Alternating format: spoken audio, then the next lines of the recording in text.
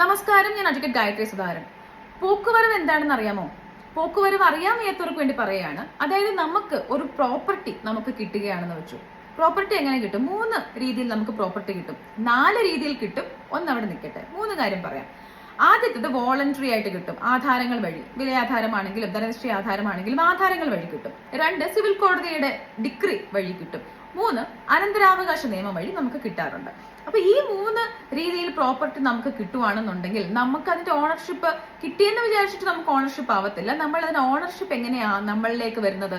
Revenue റെക്കോർഡ്സിന്റെ രജിസ്ട്രിയിൽ നമ്മൾ മാറ്റം വരുത്തണം. നമ്മുടെ ഓണർഷിപ്പ്, നമ്മുടെ പേര് അവിടെ ചേർക്കണം.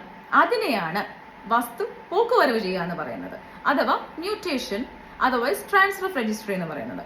ഇത് ട്രാൻസ്ഫർ ഓഫ് രജിസ്ട്രി റൂൾ 1966 പ്രകാരമാണ് ഈ കാര്യങ്ങളെല്ലാം നടക്കുന്നത്, ഈ പോക്കുവരവെല്ലാം നടക്കുന്നത്. So transfer of registry rules 1966 പറയുന്ന റൂൾ 3 പറയുന്നതാണ് ഈ 3 രീതിയിലുള്ള വസ്തു കൈമാറ്റം, വസ്തു നമുക്ക് വന്നു ചേരുന്നത്. 4ാമത്തെ ഒരു കാര്യത്തെ പറ്റി ഞാൻ പിന്നീട് പറയാമെന്ന് പറഞ്ഞില്ലേ, അതാണ് വിൽപത്ര പ്രകാരം പ്രോപ്പർട്ടി നമുക്ക് വന്നു ചേരുന്നത്. വിൽപത്ര പ്രകാരം നമുക്ക് വന്നു ചേരുന്ന പ്രോപ്പർട്ടി പോക്കുവരവ് ചെയ്യാനായിട്ട് ട്രാൻസ്ഫർ ഓഫ് രജിസ്ട്രി റൂൾസ് 1966 പ്രകാരം പറയുന്നില്ല. അത് റവന്യൂ ഓഫീസറാണ് ചെയ്തുകൊണ്ടിരുന്നത്.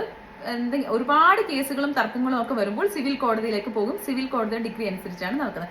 ഒരുപാട് കേസുകൾ ഇതിന് വന്നിട്ടുണ്ട്. അങ്ങനെ ഒരുപാട് കേസുകളും, വിൽപത്രം എന്നും ഒരു കേസിന് സംബന്ധിയായിട്ടൊരു കാര്യമാണല്ലോ. അപ്പൊ വിൽപത്രം എപ്പോഴും സംശയത്തിന്റെ നിഴലിൽ നിൽക്കുന്ന ഒരു കാര്യമാണല്ലോ. അപ്പോൾ അങ്ങനെ ഒരുപാട് കേസുകൾ പരിഗണിച്ചുകൊണ്ട് ബഹുമാനപ്പെട്ട കേരള ഹൈക്കോടതി ഒരു സുപ്രധാനമായ വിധി 2024 പുറപ്പെടുവിച്ചിട്ടുണ്ട്. ആ വിധിയെ പറ്റി, ആ വിധിയിൽ പറയുന്നുണ്ട് വിൽപത്രത്തിന്റെ പോക്കുവരവ് എങ്ങനെ ചെയ്യാം എന്നുള്ള കാര്യം. ഒരു 12 നിർദ്ദേശങ്ങൾ പറയുന്നുണ്ട്. അതിനെ പറ്റിയിട്ടുള്ള ഡീറ്റെയിൽ വീഡിയോ ഞാൻ ഇടുന്നതാണ്. So stay tuned. Thank you for watching. പോക്കുവരവ് മനസ്സിലായെന്ന് വിശ്വസിക്കുന്നു. അടുത്ത വീഡിയോയുമായി വീണ്ടും കാണാം.